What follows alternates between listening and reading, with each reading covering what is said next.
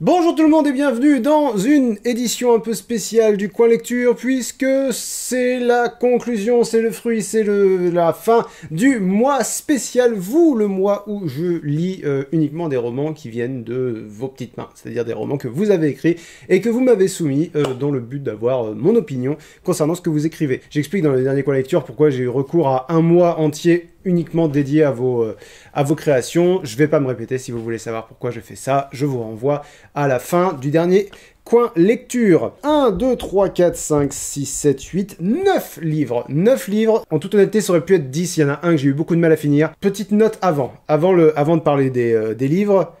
Je veux que vous soyez conscient que je ne veux blesser personne. On est bien d'accord là-dessus. Je vais dire des trucs qui sont pas faciles à entendre parfois pour certains auteurs. C'est très difficile de s'entendre critiquer une œuvre qu'on crée. Il y a probablement des hypersensibles parmi les auteurs qui m'envoient leurs œuvres. Gardez bien à l'esprit que je suis dans une démarche positive. Une démarche de vous donner des conseils, de donner éventuellement des conseils aux autres jeunes auteurs. En l'occurrence, dans ce Coin Lecture-là, d'habitude, c'est pour donner mon opinion, mais là, je donnerai aussi mon opinion, mais je pense qu'on peut plus s'en servir comme vidéo pour discuter ensemble de ce qu'il faut faire ou ne pas faire quand on veut se lancer dans l'écriture. Après ça, je reviens à mon format habituel de un seul de vos romans. Je les tirerai au sort à partir du mois prochain. Et je vous rappelle que si vous voulez savoir quel livre je vais lire, vous pouvez me suivre sur Instagram, Link the Sun, mon pseudo sur Instagram. Je publie les romans que je lis dans le mois. Comme ça, si vous avez envie d'avoir lu les livres avant de voir le Coin Lecture, c'est possible. Ça a été un mois très très riche en émotions. Ça a été un mois vraiment très riche en émotions. Je vais essayer de faire en sorte que la vidéo soit courte. Je vous le garantis pas, parce que non seulement il y a 9 bouquins, mais en plus c'est 9 bouquins dans lesquels j'ai beaucoup de choses à dire. J'ai voyagé, hein.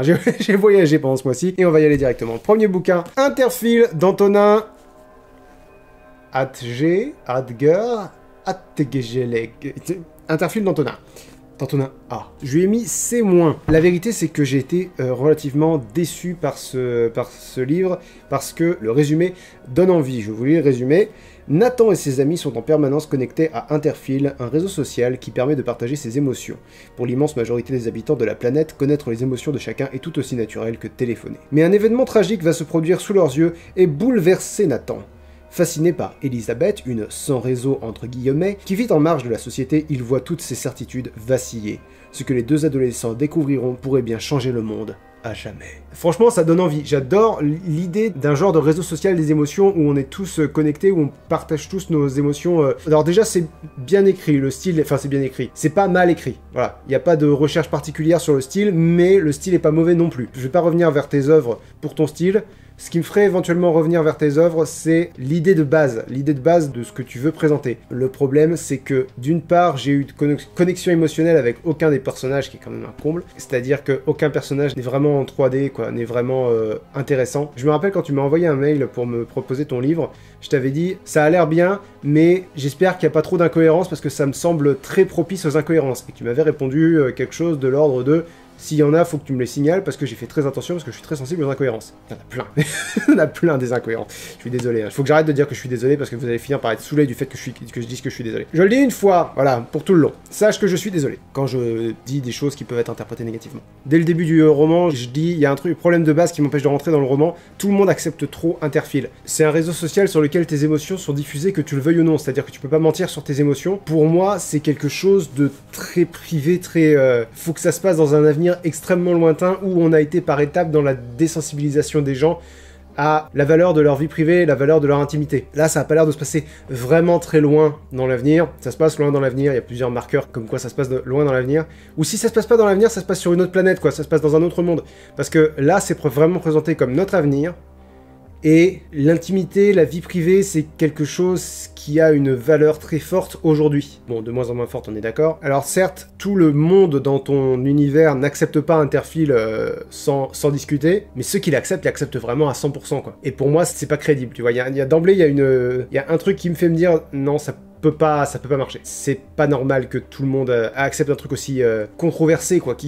Ça ferait naître une controverse, forcément. Voilà, j'ai écrit, il y a un vrai problème de crédibilité. Comment tout le monde pourrait vouloir que ses émotions soient disponibles publiquement? C'est genre ce qu'on a de plus intime. J'ai écrit sur les réseaux sociaux, dont je devine une critique en sous-texte. J'ai l'impression que Interfile est un peu une critique notamment des réseaux sociaux. Il y a quelque chose de fondamental qui est on choisit ce qu'on partage. C'est-à-dire sur Instagram par exemple on montre les meilleures images de notre vie mais on les choisit. Interfil pour que ça marche il faudrait qu'on puisse choisir les émotions qu'on veut et tu utilises souvent ce raccourci-là. C'est-à-dire, les personnages peuvent dissimuler ou juste choisir l'émotion qu'ils veulent partager avec énormément de facilité. Ça me semble être un truc très difficile. Mettons, t'es en colère, et pour pas qu'on sente que t'es en colère, faut que tu diffuses de la joie. Faut que sur Interfil, on sente que t'es joyeux. T'imagines la galère que c'est, quoi? Je sais pas, moi, ça me semble hyper difficile, mais c'est peut-être parce que, étant hypersensible moi-même, quand je suis dans un sentiment négatif, j'ai du mal à m'en sortir. Peut-être que c'est plus facile pour d'autres, mais moi, ça me semble hyper compliqué, et en plus c'est des gamins de 16 ans, les héros de ton aventure sont des gamins de 16 ans. À 16 ans tu te dis pas je suis en train de mentir, mais si on sent que je suis confus, on va comprendre que je mens, du coup il faut que je ressente autre chose. Il y a un problème de cohérence. Pour moi il y a un problème de cohérence d'entrée de jeu. Il y a aussi un problème de cohérence sur le fait que le grand méchant, enfin les méchants donc qui sont l'autorité, parviennent à surveiller les faits et gestes de Nathan, le personnage principal, et de ses amis relativement facilement, et au bout d'un moment ils arrêtent d'essayer de l'espionner. Dès le début du roman, il va en périphérie de la ville dans laquelle il vit, où les gens sont pas connectés, où les gens sont des sans réseau. Là tu décris bien le fait que ça lui fait super bizarre. Ça ferait comme nous, on va quelque part où les gens se baladent sans vêtements, quoi. J'apparente plus Interfil à quelque chose qui est intégré à notre quotidien de façon inconsciente. Tu compares ça à téléphoner. Si je vois quelqu'un ne pas téléphoner, je vais pas me dire oh, mon Dieu le monstre, il ne téléphone pas.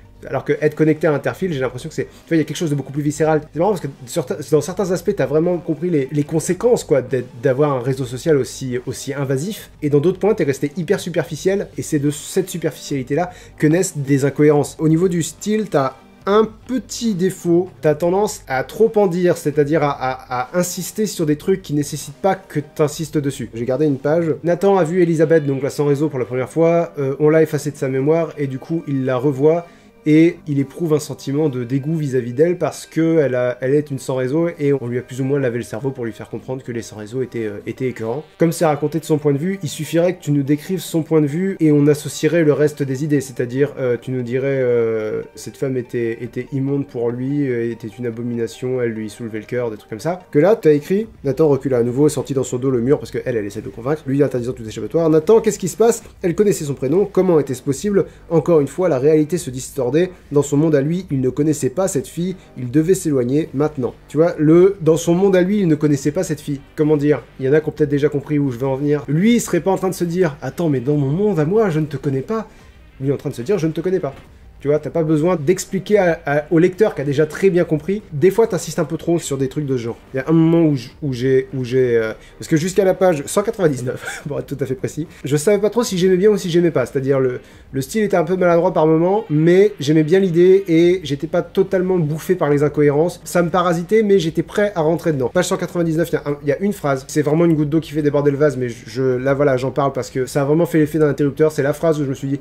Allez, c'est bon, ce bouquin est pas pour moi. Ils apprennent que leur professeur fait partie d'une organisation qui est plus ou moins contre Interfil. À peine s'étaient-ils réunis que Nathan lui posa la question qui lui brûlait les lèvres depuis la nuit de l'évasion. Qu'est-ce que c'est votre tatouage? Donc je développe pas plus sur le tatouage, si ça vous intéresse, lisez le livre. Le professeur se tendit, instantanément sur la défensive. J'ai fait le serment de ne jamais en parler, même sous la torture. Mais je pense qu'après ce que vous avez accompli, je peux faire une exception. Là, c'est le moment où je me suis dit, allez, c'est bon. Fallait que le professeur ait l'air gêné et dise, vu ce que vous avez fait, je peux vous en parler. Là, le fait qu'ils disent, j'ai fait le serment de ne jamais en parler, même sous la torture. Mais bon, ça marche pas, et c'est très souvent comme ça. T'en dis souvent trop, tu donnes souvent trop d'éléments qui vont finir par...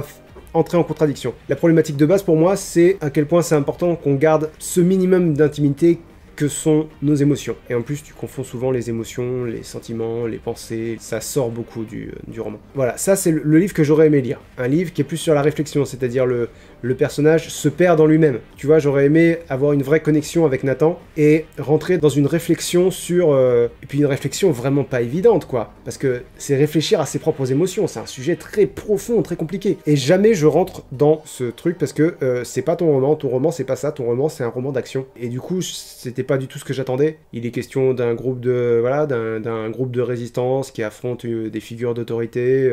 Rien à voir avec ce que j'avais envie de lire, quoi. Du coup, c'est pour ça que je dis que j'ai été déçu, c'est parce que la promesse et le roman ont pas grand chose à voir. C'est vraiment dommage parce que la promesse est très intéressante. Mais c'est un roman, à mon avis, qu'il faut lire pour se faire un avis. Je vous invite à le découvrir si ça vous intéresse. Maintenant, sachez que c'est moins une critique des réseaux sociaux, une réflexion sur l'importance de l'intimité, de ce genre de choses, que un roman d'action que moi je trouve pas très intéressant. Le propos de ton roman n'est pas sur la bonne idée. Lisez-le et vous saurez ce que vous en pensez. Deuxième roman du mois, Kylie, tome 1, au cœur des découvertes de Luna Simoes. Je vais lire ce que j'ai écrit, je commence à tourner un peu les pages et je vois les personnages dessinés façon manga. Je sens que je vais pas aimer. En plus, les personnages ont tous un petit descriptif. C'est bien dans une bande dessinée où les histoires ne se suivent pas forcément, où tu peux pas présenter les personnages à chaque fois, mais là c'est un roman, c'est l'histoire qui va nous présenter les personnages. Donc je vais sauter leur petite description, et si j'y reviens, c'est que l'histoire les aura pas suffisamment caractérisés pour que je me rappelle pas qui ils sont, ce qui est un mauvais point. Ah là là là là, je lui ai mis E. J'avais oublié, je pensais que c'était D quelque chose, mais non, je lui ai mis E. Je lis le quatrième de description, parce que j'invente des trucs. La princesse parfaite, une poupée, une marionnette, en somme. Voilà comment se définit Kylie, qui fuit sa vie princière au travers des romans qu'elle chérit. Surprotégée par ses parents adoptifs, elle se voit contrainte de fuir le royaume lorsque celui-ci est subitement attaqué. La jeune fille est sauvée par un mystérieux inconnu aux capacités surhumaines, inconnu qui, pour une raison étrangère, décide de se mettre à son service. Sans but et sans repère, elle va découvrir le monde dont on l'avait préservé. D'emblée, c'est pas pour moi. Ton roman transpire la culture manga, c'est-à-dire tout ce que j'aime pas dans les mangas, et j'ai vraiment l'impression que t'as écrit un manga. Je retrouve tous les codes. Je vais lire vite fait ce que j'ai écrit. Jusque-là, le roman m'a beaucoup fait soupirer, mais en souriant, parce qu'il a un défaut assez mignon. On baigne dans les clichés. On avait la princesse parfaite, qui est un cliché de princesse Disney. Moi, je voyais le cliché de princesse Disney, parce que c'est la culture dans laquelle j'ai grandi, mais en fait, il doit y avoir à peu près les mêmes clichés de princesse pure et magnifique dans les mangas, je pense. Le cliché du beau-père trop autoritaire, le cliché du royaume isolé, et maintenant on a le cliché du brigand au grand cœur, silencieux et aux yeux d'une couleur étrange arrêté à cause des apparences et qui sous-entend l'existence d'une magie sans jamais rien expliquer. Et ça, c'est très très manga, du moins la représentation que j'en ai, le Sébastien, je l'entends pratiquement parler en japonais. Je vais pas être plus critique que ça parce que d'une part c'est pas pour moi, et d'autre part, t'as vraiment laissé l'histoire se raconter comme elle te venait sans vraiment chercher à écrire un roman, quoi, c'est-à-dire à forger avec des mots une histoire. J'ai mis un marque-page, enfin j'ai mis un marque-page, non, j'ai mis un papier déchiré sur un moment où vraiment ça donne l'impression que t'as pas cherché à mettre en mots, quoi, vraiment ce que tu voulais écrire. Je vais lire tout le paragraphe. La jeune fille préféra ne pas replonger dans ses souvenirs, on ne savait jamais. Comment ça fait pour pas te faire bizarre de conjuguer ça à l'imparfait? On dit on ne sait jamais. T'es en train de rapporter des pensées orales, et ça fait bizarre. Cependant, elle se laissa tout de même aller à ses réflexions. Sébastien était un démon, et Reb aussi. Ça aussi, Sébastien est un démon. Je suis désolé, je m'interromps plusieurs fois. Sébastien est un démon, c'est un truc qu'on est censé découvrir pendant le roman. Et tu l'as mis dans la petite description au début. J'ai pas lu les descriptions au début, mais je les ai survolées, si tu veux. Elles m'ont attrapé l'œil. J'avais imprimé que Sébastien était un démon, et qu'il avait des cheveux d'une couleur bizarre, parce qu'on est dans un manga. Et du coup, quand tout le monde s'est dit oh, « Mon Dieu, mais c'est un démon !» Moi j'étais là, oui, on le sait depuis la page 2. Donc voilà, ça c'était un peu maladroit. Je reprends, pardon. Sébastien était un démon, et Reb aussi. Se connaissait-il? C'était fort probable, à moins que ce soit autre chose. Après tout, n'importe quoi était possible. Si ça se trouve, Sébastien était humain avant, et Ereb avait causé sa transformation en démon. À moins que le démon de la tentation ait causé la mort d'un de ses proches, ou bien qu'il lui ait volé un objet important. Bon, tous... Tu vois le bon... Bon, tout cela amenait à une sordide histoire de vengeance. À moins que ça n'ait aucun rapport, si ça se trouve, ils étaient en vérité frères et sœurs. Une jalousie intense régnait entre deux, et 3 petits points, stop en majuscule, elle partait trop loin là. Ces romans lui montaient à la tête. Kayla se rendit compte qu'elle laissait son esprit vagabonder, et qu'elle se perdait en conjectures concernant ses 2 nouveaux compagnons. Tu vois, un roman quoi. Pas la dactylo de ce qui se passe dans la tête du personnage. Ça sort complètement du roman. Page 112, j'ai écrit « Ah, le pervers qui drague une nana et se retrouve assommé, ça m'évoque City Hunter et Pierre dans Pokémon. Il y a quelques clichés de manga que j'arrive à identifier quand même, clairement, j'ai écrit clairement. » Page 120, j'ai écrit « Là, je continue par politesse. Clairement, l'auteur a laissé tomber. Je vois pas pourquoi je serais investi. Elle a laissé tomber l'idée de construire un univers cohérent. À la base, on est plus ou moins dans un univers médiéval fantastique. Plus ou moins. Avec de la magie. Mais... il commence à y avoir des piercings, il y a des expressions hyper contemporaines dans un univers médiéval fantastique, j'ai écrit. Les personnages sont réduits à la plus simple expression de leurs clichés, il n'y a plus le moindre enjeu. Au départ, ils devaient échapper aux chasseurs de primes, ils leur ont échappé, ils sont à l'abri, et là, au moment où j'ai écrit que j'avais laissé tomber, les personnages étaient juste en train de se marrer en mangeant. Il n'y a plus d'histoire, quoi. C'est très symptomatique de ton écriture d'une façon générale, t'as pas cherché à écrire une histoire. En fait, t'avais pas une histoire, t'avais des personnages, et les personnages en question sont inspirés de la culture que t'aimes bien, qu'on devine très facilement. C'est très symptomatique de ça, le fait que t'as demandé à une amie à toi, ou à une connaissance à toi, je sais pas, de dessiner les personnages parce que t'avais envie de voir ces personnages, tu avais envie de...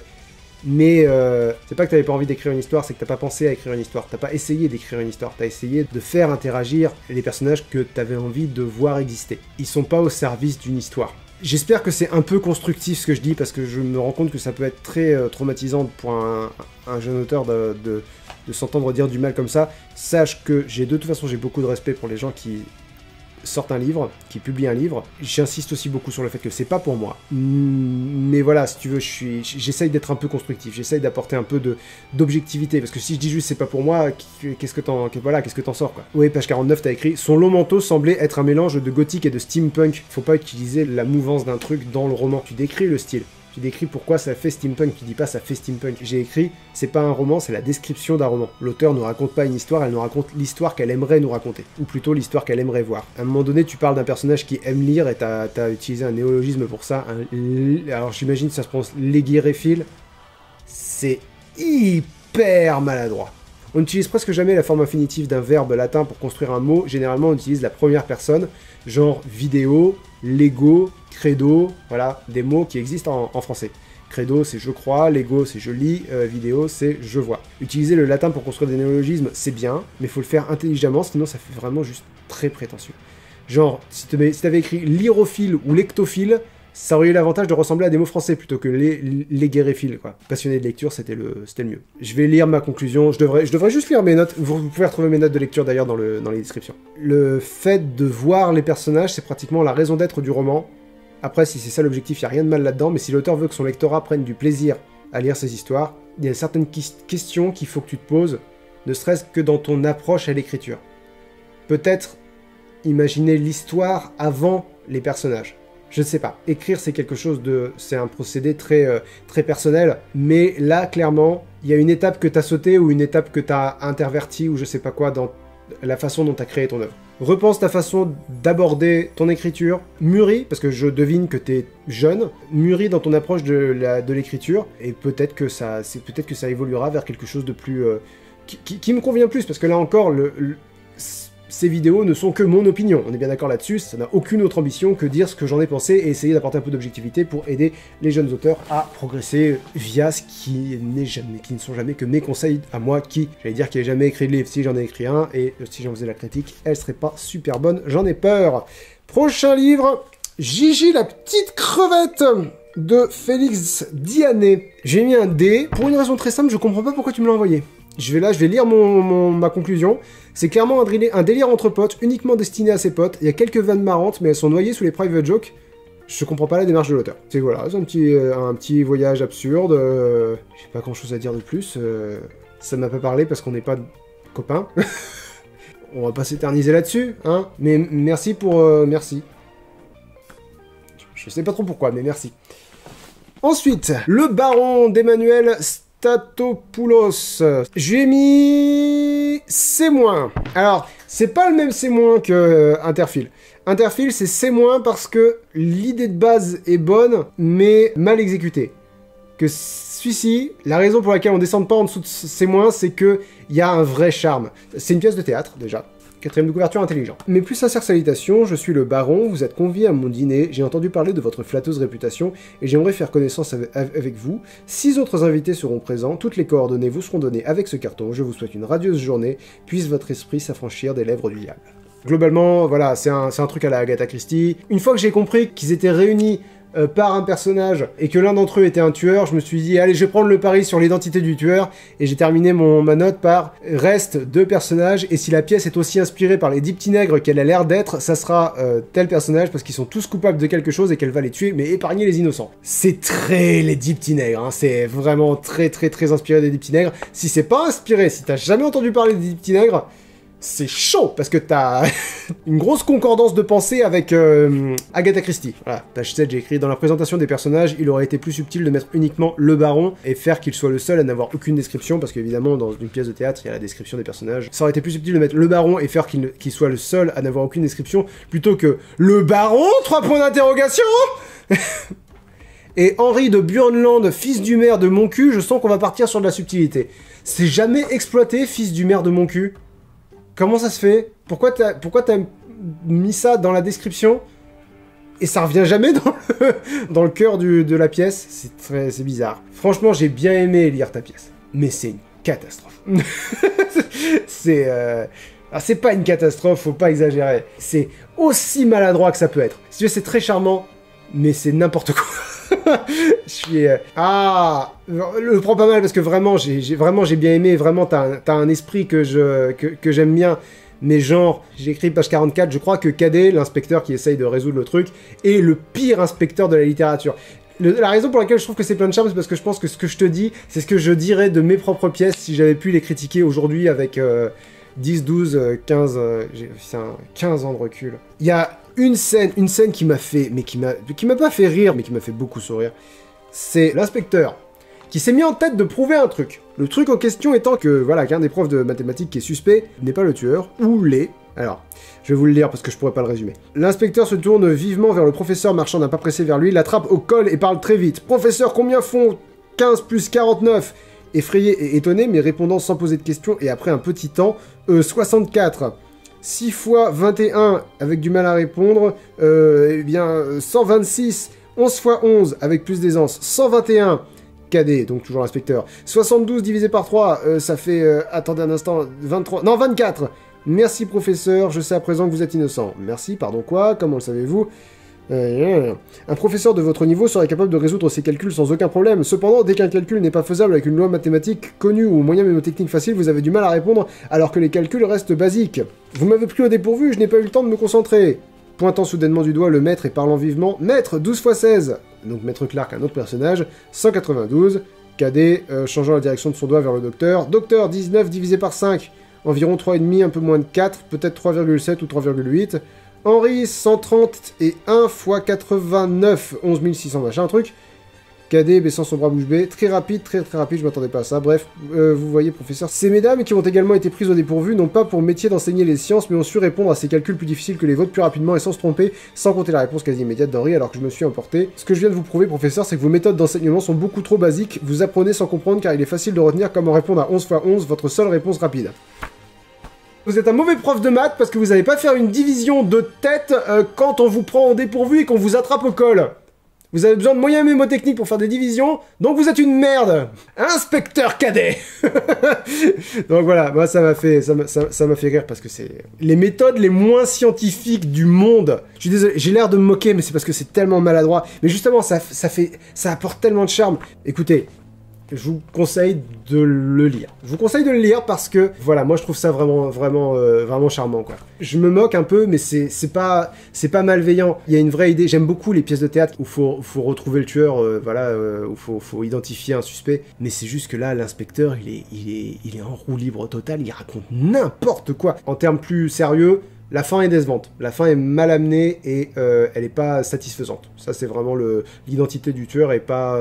Une fois qu'il révèle qui il est, on s'en fout un peu. Là, c'est vraiment une critique qui concerne vraiment la qualité de l'écriture de ta pièce. Il y a un personnage qui est un chef, qui est très sanguin, et du coup, évidemment, il a le rôle du suspect que tu vas suspecter d'entrée de jeu, mais évidemment, c'est pas lui. Et alors, la conclusion de Cadet, qui est géniale. Donc, le chef tapant brusquement sur la table en se levant vers Henri, le poing serré comme pour le frapper. Vous allez arrêter, parce que Henri l'a provoqué. Donc, Cadet réagit en disant « En effet, le chef a réagi comme je l'avais montré précédemment, à une différence près. Ce n'est pourtant pas difficile à remarquer, c'est un geste de violence, une violence menaçante. Ce n'était pas un acte de folie incontrôlable, il est juste nerveux et impulsif. » Inspecteur Cadet, c'est pas un tueur, il est juste nerveux et impulsif. Ça vient d'un problème de conception que t'as du tueur. Un tueur, c'est pas un type de personne qui existe. Un tueur, c'est quelqu'un qui tue.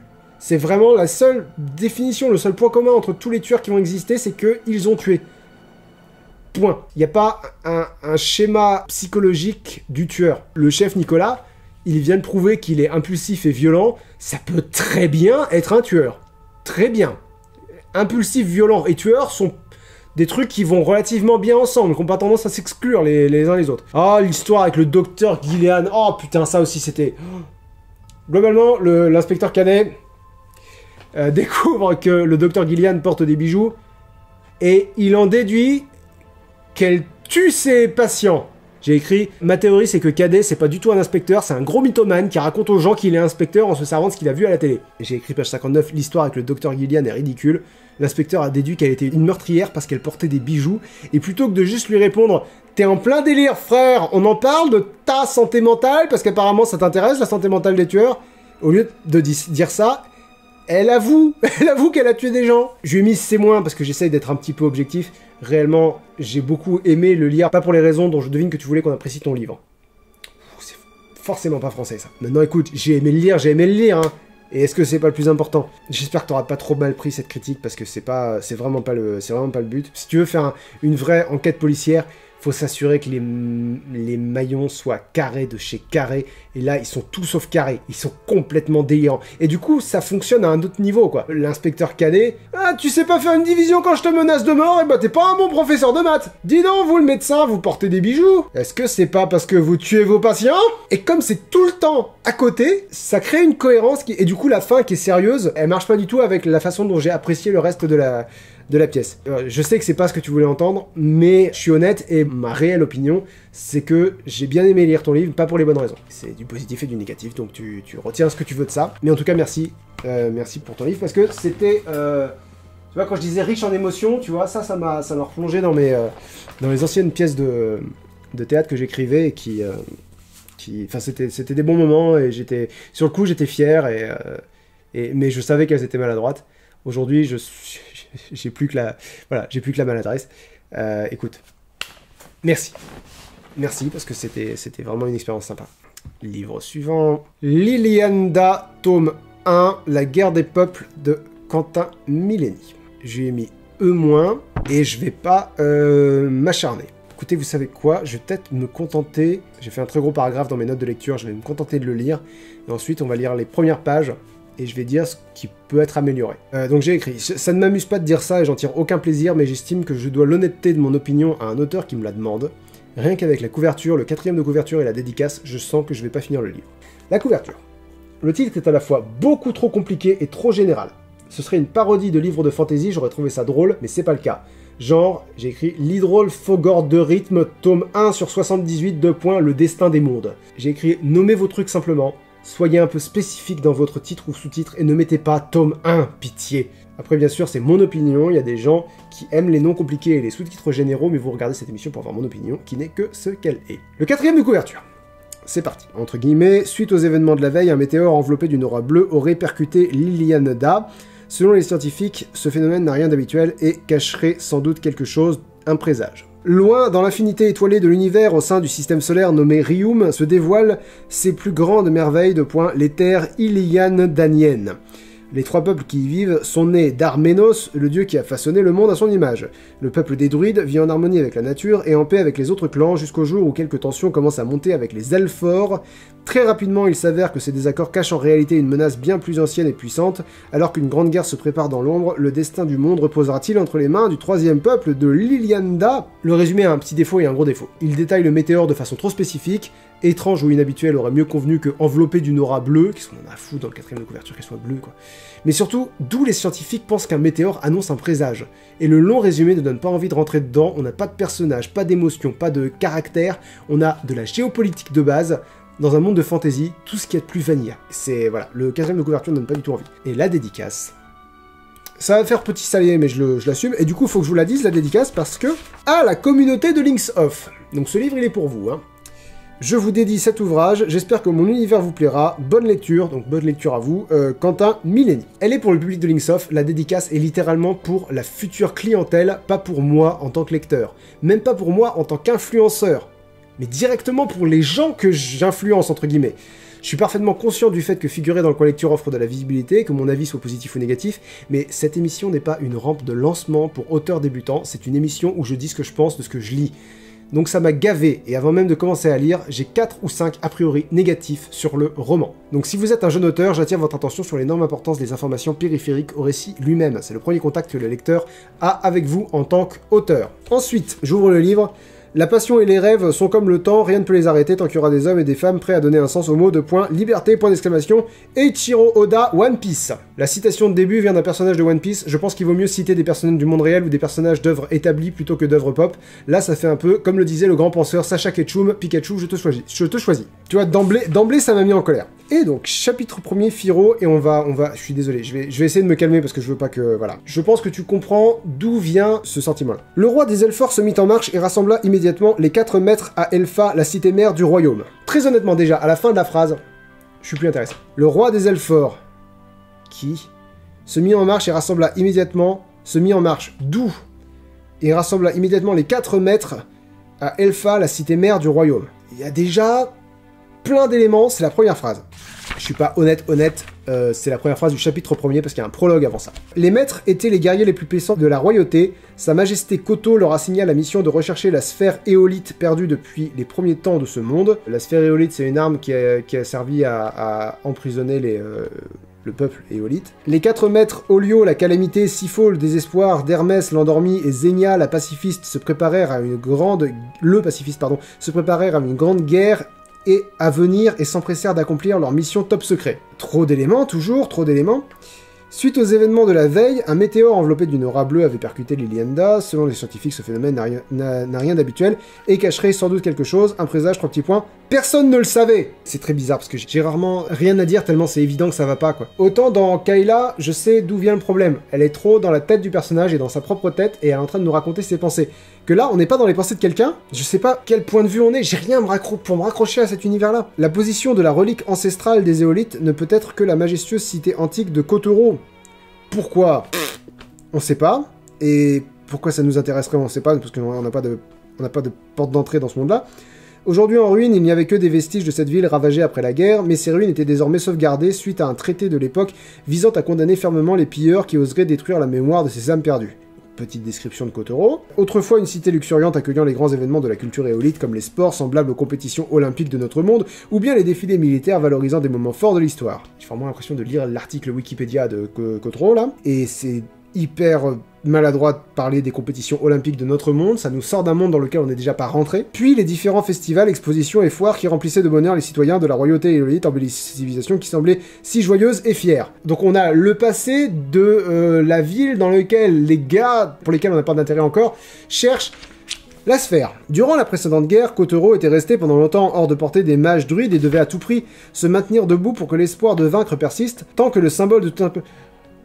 T'es en train de trop insister sur un truc que t'as présenté comme le détail d'une histoire dans laquelle tu nous embarques pas. C'est même pas que c'est pas dans le bon ordre, c'est que c'est pas... T'insistes pas sur les bons trucs. Je passe la fin du paragraphe. Nous nous retrouvâmes dans le présent un peu plus tôt dans la matinée. Un jeune druide en compagnie de son Gousti, un petit animal familier à l'apparence d'un ourson en peluche muni d'une queue de taille moyenne, se baladait dans la forêt pour aller s'amuser aux ruines de Kotoro. D'accord. Ce petit animal, pourquoi tu nous parles de l'animal alors que c'est le druide qui est intéressant? Bref, ce petit animal très joueur s'attachait facilement aux Liliandaniens, parce que, pour une raison qui m'échappe, les habitants de Lilianda ne s'appellent pas les Iliandanais par exemple, mais les Liliandanais avec un L apostrophe, comme si les Terriens s'appelaient les Latériens, ou si les Français s'appelaient les Lafranciens. C'est très, très maladroit. Donc ce petit animal très joueur s'attachait facilement aux Liliandaniens. Malgré cela, il a un petit côté agressif. Le style va pas, hein. Ce petit animal très joueur s'attachait facilement aux Liliandaniens. Il n'y a pas de point, c'est une virgule. Je vous le dis comme c'est écrit, ce petit animal très joueur s'attachait facilement aux Liliandaniens, virgule, malgré cela, virgule, il a un petit côté agressif. S'il se sent en danger, cette facette était accentuée à l'état sauvage, d'autant qu'il était très peureux. Pourquoi tu nous parles de ça? C'est pas important. C'est pas l'histoire. Et on n'est toujours pas rentré dans l'histoire. On sait toujours pas où va l'histoire, on sait toujours pas ce qu'est l'histoire. Joyeux, riant, se chamaillant, se bousculant, les deux compères arrivèrent aux ruines et se mirent à jouer à cache-cache. Donc là, tu dis, ok, donc on a la relation entre ces deux personnages, on ne sait rien du druide. Mais le Gousti, en particulier Grija, c'est le nom du Gousti, le compagnon de Firo, que tu nous as jamais présenté, mais du coup on va imaginer que c'est le nom du druide, était très farceur et n'attendait pas la fin du décompte permettant aux jeunes druides d'avoir le temps de se cacher. On s'en fout. Je suis désolé, hein, mais comment Grija et Firo jouent à cache-cache? Est-ce que ça va être le sujet de ton livre? Parce qu'on est au début. Grija le retrouvait sans avoir trop besoin de chercher. De plus, Firo ne pouvait changer de planque sans se faire prendre, car son Gousti savait déjà où tourner son regard malicieux. Ils se divertirent toute la matinée avant d'avoir un petit creux. C'est l'heure du déjeuner? Point d'exclamation. C'est un peu désarmant, quoi. Et c'est la deuxième page. C'est le seul livre que j'ai pas fini ce mois-ci, parce que je pouvais pas, quoi. Je pouvais pas, c'est-à-dire que le focus était jamais sur le point important de l'histoire, si bien que je ne sais pas ce que sont les points importants de l'histoire. Il y a quelqu'un sur Instagram qui m'a demandé « ça a l'air bien, de quoi ça parle ?» J'ai répondu « j'en sais rien ». Il y a plusieurs peuples, ça s'est établi, mais même la description de tes peuples, elle est super bizarre. C'est dans le prologue, le dieu Arménos insuffla la vie et les premiers Liliandaniens virent le jour, les peuples apparaissaient, le premier, celui des druides, était lié à la nature, muni d'un immense pouvoir magique coulant dans leurs veines. Ok, donc on a les druides liés à la nature, ok, avec du pouvoir magique, ok. Le second fut le peuple Elfor, il disposait d'une force vitale remarquable ainsi qu'une résistance physique hors du commun et le don de voler à travers les cieux, ok, donc on a les druides, nature, magie, et les Elfor, force physique, résistance et vol. C'est super bizarre que tu parles des capacités des deuxièmes et de quelque chose de plus inhérent à la nature des premiers. Enfin, les Éolites apparurent, disposant d'une puissance physique légendaire, ainsi que le don de voler, tout comme les Elfor. La magie était aussi présente dans leur corps, mais à plus faible échelle que les druides. Du coup, ils sont tous très semblables. T'as créé 3 races différentes, pas un mot sur leurs caractéristiques physiques, pour l'instant, je pense que ça arrive après, et tu les as pas clairement séparés, quoi. Au début du Seigneur des Anneaux, Tolkien nous présente les hobbits, la deuxième race qu'il présente après, c'est les elfes, parce que je crois que c'est Sam qui veut voir les elfes. Quand il décrit les elfes, il n'y a aucune confusion possible entre les elfes et les hobbits. Écoute, je vais pas m'attarder outre mesure, eux moins, et je sais même pas quoi te conseiller. Ça a été une expérience tellement bizarre de lire les premières pages de ton livre que je me dis que doit y avoir un public pour ça que je comprends pas, quoi. Comme quand je regarde une émission et que je vois pas pourquoi ça a été fait, et que je me dis, si ça a été fait, c'est qu'il y a des gens qui veulent regarder ça. Donc là, je pense que doit y avoir un lectorat pour ça, mais c'est un lectorat qui a des goûts que je ne comprends pas, simplement, en termes de lecture. Lisez les premières pages, si jamais ça, je crois que ça doit être disponible sur Amazon ou un truc comme ça, les premières pages. Si jamais vous êtes curieux, je vois pas comment conclure, je suis désolé. Si, voilà, je peux conclure là-dessus, là où je conclue pratiquement tout le temps, c'est que mon avis, je peux pas me targuer de tout comprendre, d'être sensible à tout. Si j'y suis totalement insensible et si ça m'échappe complètement, ça veut pas dire que c'est foncièrement mauvais, ça veut juste dire que je suis passé à côté. Beaucoup plus facile, vous offrir le pire de Gaëtan Brixtel. Je lui ai mis B-, ouais, un B, parce que moi ça me libère de dire des trucs positifs à votre sujet, les gars. Je sais que c'est éprouvant pour vous, on baigne là-dedans ensemble. C'est son éditrice qui a fait la préface, et son éditrice est très améliorative, j'ai écrit son éditrice l'aime beaucoup en tout cas. C'est à la fois très mignon et assez mérité. Page 21, j'ai saisi l'idée, donc 2 choses, c'est très bien écrit et je vais pas aimer. Donc je vais vous lire le 4e de couverture. Avec Gaëtan Brixtel, on est directement en prise avec le cœur violent d'un quotidien noir. C'est un jeune dont les premiers émois sont ridiculisés sur les réseaux sociaux, une gamine qui tente de résister au regard des autres après un viol, un psychotique qui garde le bébé de sa voisine, souvent des jeunes adultes, presque ados encore, qui trouvent sous sa plume une existence littéraire cernée d'un trait juste. Le regard de ce jeune auteur est tout à la fois discret et acéré, son écriture présage un grand plaisir de lecture. D'emblée, t'as un style, tu sais écrire, et ça déjà ça fait du bien, de se dire, là j'ai affaire à un auteur, tu sais susciter des émotions, t'as ce talent-là, tu sais écrire, c'est pour ça que j'ai mis un B, je pouvais pas descendre en dessous de B, parce que c'est bien quoi, on est embarqué dedans, on a envie de savoir, c'est un recueil de nouvelles, chaque nouvelle a quelque chose à offrir de nouveau et d'intéressant, le moins c'est, tu sais susciter des émotions, c'est pas les émotions que j'ai envie de ressentir, c'est-à-dire, effectivement, ce sont des nouvelles noires, qui sont dures parce qu'elles sont vraies. La 4e nouvelle, c'est Poubelle Girl, c'est des nouvelles, donc c'est très difficile à résumer, je vais pas essayer de le faire. Mais oui, effectivement, la fin était bizarrement pas super satisfaisante, alors qu'elle était celle qui était le plus engageant au niveau émotionnel. Par contre, la 6e, elle est très... la 6e était très bonne. Ouais, la 6e, c'est l'histoire d'une fille qui va à l'enterrement de son père qui l'a violée. Pour vous donner une idée de dans quel univers on se place. Si c'est votre délire, ça va vous plaire, parce que c'est vraiment bien écrit. Moi, c'est pas mon délire et ça m'a plu. En tout cas, il y a un vrai auteur, là. Je vais lire ma conclusion. J'ai été dur dans mes notes de lecture, parce que je réagissais quand j'aimais pas. J'ai écrit, j'ai été dur dans mes notes de lecture, je ne mets pas assez l'accent sur un truc primordial, il y a un vrai talent d'auteur et une connexion émotionnelle avec chaque histoire, alors que ce sont des nouvelles et qu'on sait qu'elles vont mal finir. C'est un exercice très compliqué, mais réussi. C'est très positif, et je le suggère aux gens qui veulent vivre un truc en lisant. J'ai beaucoup aimé la nouvelle où le gars se fait humilier sur les réseaux sociaux. J'ai beaucoup aimé la conclusion. Je peux pas vous en parler plus, mais je vous le suggère. Celui-là, je vous le suggère. Et je vous suggère également livre numéro 7 sur 9. À toute allure de Maureen, je vais jamais y arriver, Nishsun Orion, peut-être. 4e de couverture, je me réveille, les draps sont humides, la nuit a été fiévreuse, Arthur dort encore, aujourd'hui je l'ai décidé, je vais rendre visite à mes parents. Je me faufile hors du lit, trottine jusqu'à la salle de bain, j'allume, le néon blafard grésille en un son strident avant de clignoter à un rythme régulier, pic, poc, pic.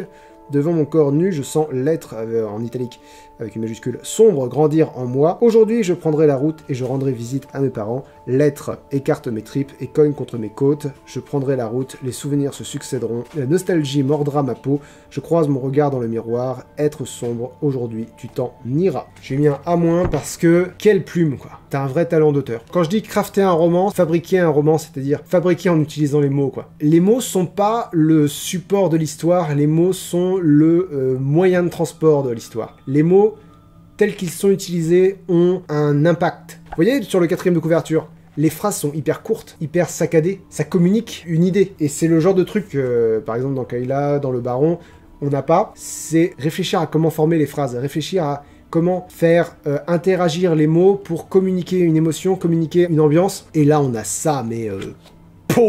Est-ce que je vous lis certains passages? Allez, faisons ça. Ouais, par exemple, là, le début du chapitre qui s'appelle La maison de poupée. Je peux vous lire le premier paragraphe, je vais vous lire le deuxième. Le soir, je grimpais sur le petit toit de planches blanches et je m'y allongeais. Je regardais les étoiles apparaissant fugaces entre les nuages. Je sentais le vent glisser sur ma peau, frapper mes cheveux, refermer mes paupières. Il paraissait soulever mon corps frêle. Je n'entendais plus que ma respiration et les battements de mon cœur. Le sang qui entre dans les poumons, sort du cœur, monte des orteils jusqu'au front. Un mouvement lent et puissant, apaisant. Son rythme se mêlait à celui de la nature qui m'entourait et je me sentais porté par une force nouvelle. J'aimais m'imaginer souveraine des éléments. J'étais une reine de la nature, un être né avant toute dominance de l'homme sur le monde. Pour survivre à la répression de l'homme, je m'étais enfoui profondément dans l'un d'eux, sautant de génération en génération d'un corps à l'autre, attendant mon heure pour renaître au grand jour. Alors je déchaînerai ma puissance par les inondations, les tornades, les tsunamis, les tremblements de terre et autres catastrophes naturelles. En réalité, je crois que, déjà enfant, j'étais éprise d'un désir de destruction immense, un désir que je savais impossible à assouvir, donc je me taisais, enfant timide, invisible et sans voix, je taisais tous mes cris et pensées. On trouve un enfant sage et timide tellement plus plaisant qu'un enfant qui crie. Il y a quelque chose, hein. Ça vous l'a fait, vous, ou pas? Vous vous êtes pas dit... Moi, voilà, d'emblée, le style me parle. Le moins, par contre, c'est souris, quoi. Ça manque de... C'est pas le propos. C'est l'histoire d'une femme qui est en pleine crise, mais elle est enfermée dans son... j'ai envie de dire dans son ego, mais pas ego au sens... ego dans le sens... Il y a qu'elle, quoi. Il y a qu'elle dans sa tête et il y a qu'elle dans son histoire. Et tous les autres paramètres de sa vie ne font que... alimenter sa façon de vivre. C'est une assez bonne description de ce que tu ressens quand t'es hypersensible ou quand t'es un peu... ou quand t'es dépressif, c'est-à-dire tout est difficile, tout est prétexte à être contre toi, c'est hyper pesant. Du coup, c'est hyper fidèle à ça, mais un peu de soleil, par-ci par-là, quoi. Des petits éclats de joie, de plaisir. Parce qu'on est souvent dans ses souvenirs, et à chaque fois qu'on est dans ses souvenirs, c'est mais c'est terminé. C'est précis, c'est carré, c'est fidèle à la réalité, enfin l'idée que je me fais de la réalité, l'idée que j'ai plus ou moins vécu de la réalité aussi, mais faut sortir la tête de là. Il y a quelques années, quand j'étais malheureux, hein, quoi, pour le dire clairement, je pense que ça aurait été très intéressant que je découvre ton roman à cette époque-là, parce que j'aurais eu l'impression de communier à travers quelqu'un d'autre, mais peut-être aussi que j'étais tellement aussi enfermé dans la propre importance de mon malheur, que je me serais dit, me parle pas de malheur, don't talk to me about life. Ou peut-être que j'aurais trouvé une fenêtre, peut-être que je me serais dit, cette personne me parle de moi, comment c'est possible? C'est très intéressant. C'est très intéressant. Je sais pas comment tu vas, j'espère que c'est pas en partie biographique, hein, tout ce qui se passe là-dedans, parce que... Et en même temps, je vois pas comment ça pourrait pas ne pas être en partie autobiographique, parce que c'est précis. Hein. Je vais lire ma conclusion, histoire d'aller quelque part.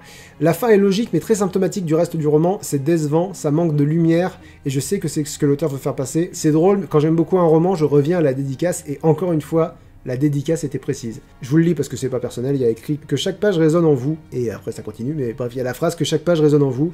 Pas chaque page, mais souvent. Ça a résonné, puis ça a bien résonné. Je vais pas m'attarder outre mesure, on va passer à Destinée de Cristal, tome 1, Rivaux, de Jonathan Sauvigné. Je vous lis le 4e de couverture. Alors, souvent je prends des pincettes quand je vous parle de vos romans, parce que j'estime que vous y avez mis de vous y avez mis des émotions, voilà, vous y avez littéralement mis de votre personne, et c'est délicat d'en entendre du mal, c'est très compliqué. Lui, je vais lui allumer la gueule, c'est parti. Mais avec beaucoup de bienveillance, je lui ai mis... Combien? Je lui ai mis D+. Ouais, c'est bien D+. Ouais, non, si, c'est bien D+. Je vais lui en mettre plein la gueule parce qu'il y avait il y a le potentiel d'un B là-dedans. Et ça me frustre, et ça me... Quand j'ai dit dans le point qu'il y avait des villes qui m'avaient mis en colère, c'est celui-là que je parlais. Et si vous vous réveillez dans un royaume étrange dont vous ne savez absolument rien, et si bizarrement tous les habitants qui y vivent étaient persuadés que vous êtes un puissant guerrier élu des dieux capable de sauver leur monde, que feriez-vous? En fait, deux choix s'offriraient à vous. Donc jusque-là, oui, effectivement, si tu te réveilles dans un monde où les gens se méprennent et... Oui, soit tu leur dis la vérité, soit tu leur mens. Si tu leur dis la vérité, ils vont pas comprendre. Si tu leur mens, tu te mets en danger. Moi, je pensais qu'on allait partir vers là. On n'est pas parti vers là. Deux choses s'offrent à vous. Dire la vérité en avouant que c'est une erreur, et sûrement mourir à cause de cela, ou, deuxième possibilité, bluffer et jouer le jeu en espérant vous en sortir. Pour moi, tu cours beaucoup plus de danger en disant « Ouais, je suis un héros » qu'en disant « Non, non, non, non, non, non, non ». Pour ma part, inutile de préciser quelle version j'ai choisi, 3 petits points. Bah oui! Si j'avais choisi la première option, ce bouquin ne ferait même pas une dizaine de pages, c'est évident. En revanche, ce qui est nettement moins certain, c'est où toute cette histoire va-t-elle bien pouvoir me mener. Cela, mes chers petits curieux, il n'y a qu'en lisant ce foutu livre que vous le découvrirez. Je n'ai rien ajouté. C'est tel quel dans le 4ème de couverture. J'ai rarement vu des 4ème de couverture aussi transparents sur ce qu'il allait avoir à l'intérieur du bouquin. Il y a une bonne idée, pourquoi tu fais pas un tout petit effort pour parler à peu près correctement? C'est... Je savais pas trop comment faire ma critique parce que la personne qui m'a envoyé le roman ne savait pas que je faisais des critiques sur Linksoft. Du coup, je lui en ai parlé et je lui ai dit ça finira dans une critique sur Linksoft. Et je sais pas si il veut que je lui donne des conseils pour s'améliorer ou si vraiment il en a rien à foutre. Je vais partir du principe de te donner des conseils. T'en fais ce que tu veux, parce que je pense que soit tu vas me dire merci pour les conseils, soit tu vas me dire ouais, c'est bien ce que tu dis. C'est-à-dire, je pense que... Je sais pas où tu te places dans est-ce que t'as envie de t'améliorer ou est-ce que t'en as rien à foutre, de toute façon tout est dit à la fin.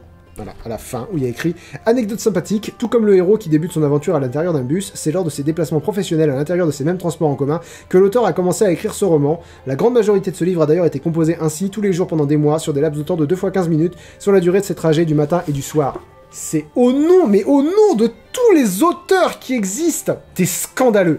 Parce que ton histoire, elle est bien. Et c'est insupportable. Il y a tellement de pièges. En plus, tu construis un univers de fantasy avec des règles qui sont pas évidentes. C'est-à-dire, ton personnage vient du monde réel et il débarque dans un univers de fantasy. Tu évites tous les pièges communs dans lesquels les auteurs s'engouffrent, la tête la première. Genre, faire trop référence au monde réel. Tu le fais, mais quand tu le fais, c'est normal parce que ton personnage vient du monde réel.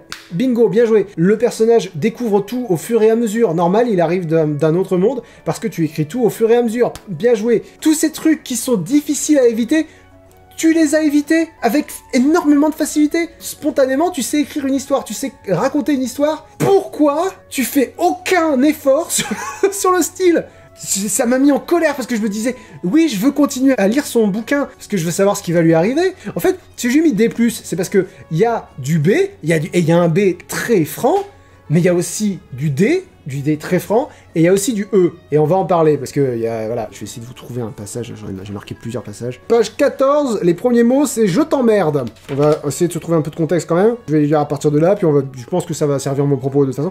Je reprends doucement mon calme après mon long coup de gueule. Je pense avoir été clair avec elle. Donc, il vient de se réveiller dans un monde fantastique où il apprend qu'il est censé être un héros. Il apprend qu'il a été invoqué par une oracle qui, de facto, est sa femme. Parce que ça marche comme ça dans cet univers-là. L'oracle appelle un héros et le héros protège l'oracle et ils sont mari et femme. Elle est hyper gênée parce qu'elle s'attendait à avoir un chevalier en armure et elle a un blaireau. Je reprends doucement mon calme après mon long coup de gueule. Je pense avoir été clair avec elle. Ces gens-là, il vaut mieux être direct avec eux avant de se faire embarquer dans leur délire mystique. Parce que lui, il est persuadé que c'est une caméra cachée ou un délire de secte ou un truc comme ça. Tu travailles, répond-elle étonnée, parce qu'il a dit qu'il va être en retard au travail. C'est le cas, oui, c'est si étonnant. Encore elle. Mais alors, oh non, c'est encore pire que je pensais, rétorque-t-elle en se levant et en me lançant un regard accusateur. Alors tu n'es qu'un simple roturier? Lui répond, je t'emmerde. Ensuite, la narration, ça, c'est fait. L'échange est hyper vif, hyper vivant. L'émotion entre les deux personnages est limpide. Pourquoi tu travailles pas un peu le style? Là, j'ai vraiment l'impression de lire tes notes d'écriture, quoi. C'est insupportable parce que j'ai écrit insupportable énormément de fois dans mes notes de lecture.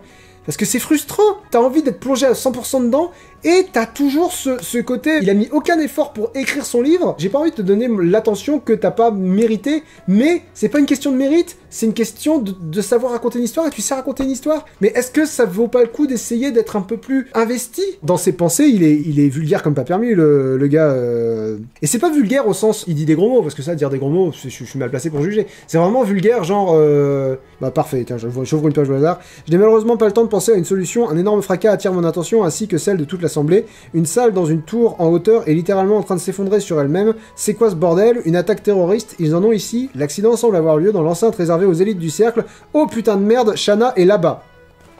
J'ai pas besoin de développer plus que ça, là. Ce qui est frustrant, quoi. Alors après, je suis sûr qu'il y a un lectorat pour ce style-là, mais j'en suis pas. J'ai écrit, je sais pas si l'auteur est conscient du fait qu'il y a un parallèle à faire entre son personnage en tant que chevalier et lui-même en tant qu'auteur. Il débarque, il est assommant de médiocrité, mais il y va au bluff et ça marche. C'est frustrant, mais ça marche. Et un truc quand même, sur lequel je vais être moins amélioratif, jusque-là je l'ai pas été vraiment beaucoup, mais il y a un truc qui m'a vraiment gêné en tant que personne, si tu veux, en tant qu'humain. Il n'y a pas beaucoup de frontières entre ton personnage et toi en tant qu'auteur. C'est illustré par le fait que ton personnage pense en s'adressant au lecteur. Genre, la situation me dépasse et je n'arrive pas à rester silencieux face à tout ce stress. Le personnage prend la parole. Vous savez, ce genre de choses, ça touche un gardien sur 5, dis-je d'un air à la fois amusé et nerveux. On revient à la narration. Oui, je sais, certains auront capté que j'ai piqué la réplique à Iron Man, mais faut avouer qu'elle est cool. Tu vois, là, un truc qui aurait mieux marché, ça aurait été de dire que les gens dans la tendance auront pas capté la réplique d'Iron Man parce qu'ils ont pas de cinéma. Mais pas parler de nous. Parce que ça veut dire que le héros dans l'histoire est en train de penser à nous parler à nous, lecteurs. Ça a aucun sens. Je dis ça pour établir le fait que du coup j'associe totalement l'auteur et le personnage. Pour moi, vous n'êtes pratiquement qu'un. Et si j'assimile l'auteur et le personnage, c'est parce que le personnage est macho, mais au dernier degré. Et du coup, ça me gêne parce que ça dit des trucs sur l'auteur. Et l'auteur, il a construit tout son univers autour du fait que tout le monde l'admire. En particulier les nanas. C'est-à-dire que toutes les femmes de ton roman, elles ont besoin d'être sauvées par toi. Et du coup, c'est hyper masturbatoire comme roman, et ça, c'est vraiment très gênant. Extrait. Une grande nostalgie s'empare de moi à cet instant, du moins c'est la seule explication que j'ai pour expliquer ce que je m'apprête à faire. Je déballe les affaires du sac pour satisfaire sa curiosité, un par un, avec une petite explication à chaque fois. Je lui montre d'abord les vêtements, mon t-shirt, mon jean, mes chaussettes, mes chaussures, mon long manteau noir et mon caleçon. Ah, les caleçons me manquent. Ici, je porte une espèce de mini-short en tissu marron enroulé, bien moins confortable que nos trucs à nous. Pendant que je déprime sur les sous-vêtements pourris de rivaux, mon interlocutrice, quant à elle, semble bien s'éclater. Elle se fout à poil et essaye mes vêtements sans gêne. Oui, bon, elle n'est pas tout à fait nue, elle garde son espèce de culotte enroulée tout aussi bizarre que le machin que je porte actuellement. Marron évidemment, putain de village fan de couleurs moches.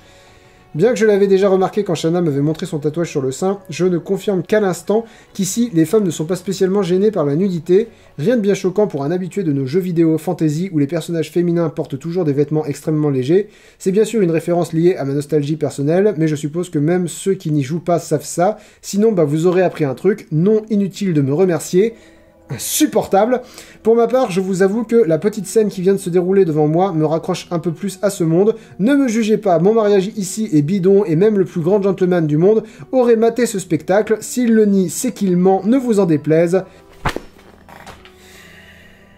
Tu vois, il y a le style et il y a les idées. Que tu sois maladroit au niveau du style, ça a moins été un obstacle, si tu veux, dans le fait d'apprécier ton roman, que les idées. C'est-à-dire que vu que le personnage et l'auteur sont pratiquement assimilés, t'es en train toi-même de défendre le fait... C'est-à-dire que tu t'es pas contenté de dire la nana se met à poil et je regarde, tu t'es dit la nana se met à poil et je regarde, c'est normal. On n'est pas là, on te juge pas, vas-y, mets toutes les nanas à poil que tu veux, j'aborde même pas le fait qu'il serait bien qu'il y ait un contexte, qu'il y ait une utilité, ou que... Genre que ça crée une intimité entre les deux, pas du tout. Non, là, c'est vraiment juste un réquisitoire pour dire que c'est normal de regarder des nanas en sous... Et l'histoire est bien, tu vois, la frustration du truc, quoi. Bref. J'ai écrit, j'aurais dû compter les ou une connerie du genre. À partir du moment où j'ai commencé à compter, il y en a 16. C'est un gros tic d'écriture que t'as. Ou peut-être tic de langage, je ne sais pas. Voilà, j'ai écrit, j'ai mis le doigt sur le gros défaut du livre, et il a fallu que ce soit le mépris des végétariens. Oh, putain, ouais, ce truc-là, bon, qui me mettent la puce à l'oreille. En fait, l'auteur méprise tout le monde. Son lectorat, dont il n'arrête pas d'anticiper les pensées et qu'il envoie chier constamment, les femmes envers lesquelles il est paternaliste, qu'il en peut plus, lui-même, ce qu'il cache derrière un énorme complexe de supériorité insupportable. Insupportable, c'est vraiment le mot pour décrire le livre, et pourtant je continue. Il a créé des personnages, il a créé une histoire, il a créé un suspense, c'est très frustrant. Ou comme il l'écrirait sans doute, c'est putain de frustrant la race de sa mère. Page 243, j'ai écrit l'acte sexuel, parce qu'à un moment donné, il finit par coucher avec sa femme. L'acte sexuel, je l'ai complètement passé, désolé, je peux pas, tout le roman est hyper masturbatoire, si ça devient 100% explicite, ça devient 100% gênant. Écoutez, pour l'auteur, si tu prends ton pied à écrire comme ça, continue d'écrire comme ça, évidemment, mais ça c'est voilà, ça c'est le conseil de base. Si tu veux t'améliorer, si j'ose estimer que mon avis peut t'aider à t'améliorer, distancie un peu toi et ton personnage, donne un peu de vie, c'est même pas ça, parce qu'ils ont de la vie, tes personnages, c'est insupportable parce que les conseils de base, je peux pas te les donner parce que tu les appliques, mais un peu de considération dans ce que tu fais, à la fois dans ta façon d'écrire, à la fois dans ta façon de considérer ton public. Ne t'adresse pas au lecteur, ok? Laisse-nous penser ce qu'on veut. Un peu plus de considération pour les femmes, quoi. Que les personnages féminins soient pas constamment endettés envers toi, ou envers ton personnage. Enfin voilà, il y a un certain nombre de trucs à améliorer, d'après moi. Et franchement, vu la facilité que t'as à construire un monde, à construire des personnages, à construire des enjeux, à créer un suspense, à investir un lecteur, c'est scandaleux. J'ai l'impression que c'est facile pour toi. T'écris ça dans le bus. Un roman m'a rarement autant fait réagir. Et ça, c'est positif. Et ça m'emmerde, mais je vous le conseille. Non, sans déconner, je vous le conseille beaucoup parce que 1, l'histoire est bien, 2, c'est un style très différent de ce que... Il y a rarement des auteurs qui n'ont rien à taper à ce point-là d'essayer de te plaire, quoi, en tant que lecteur. Et du coup, ça crée quelque chose, quoi, ça crée une identité... Feuilletez-le, au moins feuilletez-le, voyez si vous arrivez à passer certains gros problèmes, et voilà. Et j'espère que tu appliqueras mes conseils, parce que j'espère que j'aurai l'occasion de relire des romans un peu moins scandaleux, et un peu moins insupportables. Et le dernier roman, L'étoile de Lowillow, de Deborah Pérez, auquel j'ai mis la note de C-, sauf erreur de ma part... Non, c'est tout court. 4e de couverture. Ah oui, alors le 4e de couverture laissait présager que j'allais pas aimer. Lord Owen est l'héritier des contrées de Terre d'Or où se dresse Yulta, une cité prospère bâtie à la naissance du Nouveau Monde. Il fut désigné comme tel par une créature sans âge, le Lo'el, au grand dam de son frère Silmar. Jeune et épris de liberté, Owen n'est pas préoccupé à porter la couronne. Indiscipliné et rebelle au conseil de son mentor que tout le monde appelle le Vieux, Lord Owen va perdre le bijou qui légitime sa succession et découvrir par son intrépidité et sa curiosité un secret ancestral qui transforme son destin. Mais alors que les princes de Jade Noir, puissants seigneurs qui ont scellé un pacte de paix avec Terre d'Or, s'annoncent au palais, des cadavres sont retrouvés dans la cité et des pirates réapparaissent près des côtes voisines. Owen semble avoir disparu et la rumeur qu'il ait perdu le Lo'el, donc le truc qu'il a désigné comme héritier, se propage comme une traînée de poudre. Dans l'ombre, son frère s'en réjouit et dans un monde oublié, le maître des crépuscules se réveille de son sommeil millénaire, ne présageant rien de bon. Je lui ai mis C et c'est pas du tout révélateur de son niveau et c'est très frustrant parce que t'écris bien, l'auteur écrit bien, le style est vraiment bon, c'est juste que elle a un style un peu verbeux, un peu empoulé, elle utilise beaucoup d'adjectifs, les phrases sont, mais du coup les phrases sont belles, mais juste c'est tout le temps comme ça, genre voilà, début du chapitre 2 au hasard. Une belle flambée crépite dans la chambre meublée d'ombre et de lumière. La chaleur diffusée par l'âtre soutire une somnolence agréable au jeune homme. Assis en face de la cheminée, Owen observe Molly qui redouble son activité, soulagée de voir de nouveau son maître là où il doit être à une heure si tardive. C'est une femme replète que l'âge n'a pas réussi à épuiser. Le temps a seulement laissé ses traces par les fils blancs qu'il a tissés dans sa chevelure et au coin des yeux de longs sillons courts sur ses tempes. Si le rire la secoue souvent de joie, il n'en reste pas moins que cette servante possède une volonté de fer, qu'il serait bien malaisé de tenter de briser. Ses lèvres pincées lorsqu'elle lui tend la tasse à l'odeur de Chavot permettent de deviner ses pensées. Ses coups d'œil sur la tenue d'Owen sont beaucoup plus significatifs que si elle s'était exprimée à haute voix. Elle se courbe déjà pour lui retirer ses bottes maculées de terre. Owen contrarie son action en posant une main sur son épaule. Le dialogue commence, vous voyez ce que je veux dire? C'est pas des phrases interminables, c'est des phrases un peu longues. Et elles sont toutes un peu longues. Mais c'est un style, et c'est un style qui peut plaire. D'ailleurs, s'il y a des amateurs de médiéval fantastique amateurs, on va partir là-dessus, qui regardent cette vidéo, je vous le conseille très très très chaudement, parce que je pense que c'est votre cam. C'est pas la mienne. Honnêtement, je me suis beaucoup ennuyé pendant la lecture de ton livre. C'est vraiment pas de ta faute. J'ai cherché, dans mes notes, tu vas voir, il y a plusieurs moments où j'évoque quelques pistes, genre je dis peut-être qu'il n'y a pas un personnage principal très précis, c'est-à-dire il y a Owen, mais on n'est jamais vraiment complètement avec lui. Il y a la capitaine des pirates, Zoe Lysander, qui est engageante, mais qui est pareil, on n'est pas 100% avec elle non plus, donc du coup ça peut peut-être poser un problème. Il n'y a pas de moment où ça va plus vite, il n'y a pas de moment où ton style va plus vite, où ton style change, ou s'adapte à la situation, c'est toujours très empoulé. Quand il est censé y avoir du suspense, c'est toujours des longues phrases avec des adjectifs, avec des subordonnés, Mais ce serait exactement pareil si toutes les phrases étaient pas plus de 8 mots, quoi. Je suis désolé, je me suis beaucoup ennuyé, c'est ce roman-là que j'ai eu beaucoup de mal à finir. Et c'est moche parce que c'est pas le plus mauvais, de loin, c'est vraiment pas le plus mauvais. Mais je savais que j'allais rentrer dans une heure de lecture éprouvante, quoi, longue. Et de laquelle je sortirais pas grand-chose parce que c'est pas mon style de de lecture. L'avis que je te donne, c'est même pas des conseils parce que je pense que c'est pas quelque chose qui est objectivement bon, c'est juste pour me plaire à moi. Ce qui me semble être un petit peu objectif, c'est peut-être varier un peu la construction des phrases et la construction de ton style en fonction de ce qui se passe. Peut-être te focaliser un peu plus sur un personnage, parce qu'en plus le roman est long, quoi. C'est-à-dire que là, comme ça fait épais. Regardez comment c'est imprimé à l'intérieur, quoi. Il y a pratiquement pas de marge, quoi. Et c'est imprimé petit, enfin c'est... Donc du coup, tu vois, des phrases longues, dans un roman long, dans lequel on rentre pas facilement... Si, c'est pas vrai, on rentre facilement et tu développes tout très bien. Et on n'est pas perdu quand on lit ton roman parce que tu prends le temps de développer chaque élément, je sais ce que sont chaque truc. Lord Owen, je vois très bien qui c'est, le Loel, je vois très bien ce que c'est, Yulta, je vois la cité que c'est, voilà, ils sont tous... Parce que tu mets du temps, tu mets de l'énergie, tu mets de l'attention à tous les décrire, et ça c'est vachement bien, parce qu'on est censé mettre du temps et de l'énergie pour décrire des trucs. Jonathan! Écoute, franchement c'est bien, ça le mérite pas, comme je le dis souvent dans les fiches de lecture, dans les coins lecture, je note le ressenti, je note le plaisir de lecture, et franchement c'était pas plus que ça. Mais c'est pas révélateur du niveau de ton livre, qui est, je pense, bien écrit. Vraiment, il est bien écrit, à la fois d'un point de vue stylistique, et à la fois du point de vue de la construction de l'histoire. J'ai vraiment pas beaucoup de conseils à donner, et c'est très frustrant, parce que voilà, mais là on est à une simple question de désaccord fondamental sur l'intérêt, quoi. Mais je te remercie de m'avoir envoyé ton roman.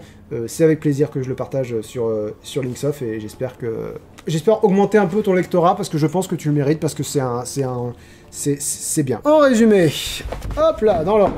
Interfilm d'Antona Adjé, un roman d'action correct, avec une idée intéressante, mais l'idée aurait dû être le point de focalisation principal. Voilà, c'est un peu dommage. À quel point je vous le recommande? Il y a de l'intérêt. Si vous aimez les romans qui bougent un peu, si vous aimez pas les romans qui sont plus dans la contemplation que dans l'action, c'est un roman qui peut vous plaire. Le tome 1 de Kylie, Au cœur des découvertes de Luna Simoes. C'est pas mon univers, c'est pas mon style, et je pense que l'auteur peut progresser. Maintenant, c'est mignon, et je pense que si vous êtes amateur de manga, vous y trouverez des références qui vous font peut-être sourire. Je pense que c'est le public à qui ça peut plaire. Gigi la petite crevette.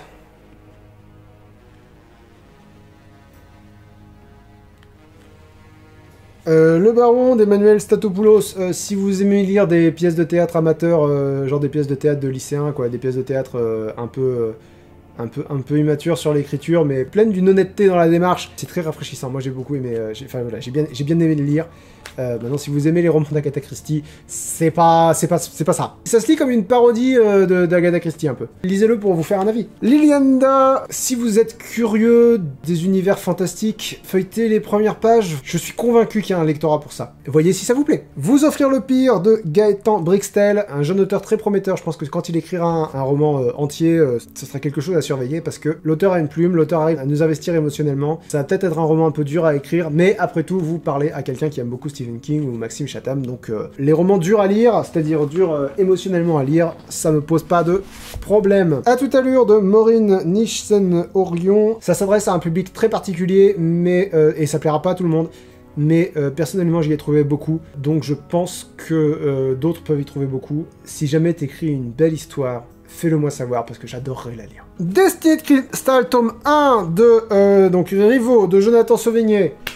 Mon petit Jonathan, parce que pendant tout le roman, ils arrêtent pas de s'appeler mon petit machin, mon petit bidule. Alors mon petit Jonathan, écris ce qui te fait plaisir, vraiment. Si c'est plus simple pour toi d'écrire comme ça, parce que je veux pas détruire la simplicité avec laquelle tu t'écris. Te force pas à essayer d'appliquer mes conseils si c'est au détriment de ce qui te vient naturellement. Le très bon côtoie le très mauvais dans ce roman, et j'espère que mes conseils auront un impact sur son écriture d'une façon ou d'une autre, parce qu'il y a vraiment du potentiel dans sa saga, au moins dans sa saga. Et enfin, l'étoile de Low, c'est difficile à dire, l'étoile de Low de Déborah Pérez. Je le conseille à tous les auteurs de médiéval fantastique amateurs. C'est très agréable à lire, c'est-à-dire que quand je dis que je me suis ennuyé à lire, vraiment c'était un ennui très confortable, quoi. Et c'est pas ma tasse de thé, c'est-à-dire que je l'ai pas détesté, alors que c'est pas du tout ma cam. Donc du coup, je pense que quand on est dans cet univers-là, quand on aime ce genre d'écriture, ça doit être vraiment très très bien. Merci à tous d'avoir suivi cette vidéo qui, je l'espère, durera moins d'1 heure. Et merci aux auteurs de m'avoir fait parvenir leurs œuvres. Donc à partir du mois prochain, on revient à un roman de l'un d'entre vous par mois. N'hésitez pas à soutenir les auteurs amateurs. N'hésitez pas à lire leurs romans pour leur donner des retours, parce que finalement, c'est ça qui les aide à progresser, c'est les retours. C'est vraiment le plus important. Parce que La visibilité, c'est bien, mais si jamais ils peuvent pas continuer à apprendre, à se confronter à ce que les gens pensent de ce qu'ils écrivent, la visibilité, ça fait pas la longévité, quoi, si vous voulez. Donc, je vous invite à les découvrir, à leur dire ce que vous en pensez. Et voilà, allez, on va arrêter là. Hein. Allez, on va arrêter là. Merci à tous pour votre attention. N'oubliez pas le pouce bleu en partant, ça fait plaisir, ça aide la chaîne. N'oubliez pas d'activer les notifications. N'oubliez pas de laisser un commentaire pour me raconter ce que vous voulez. J'en peux plus. Merci à tous et très bonne fin de journée. Ciao. Est-ce que j'ai des auréoles parce que je transpire comme un salaud là? Non, ça va.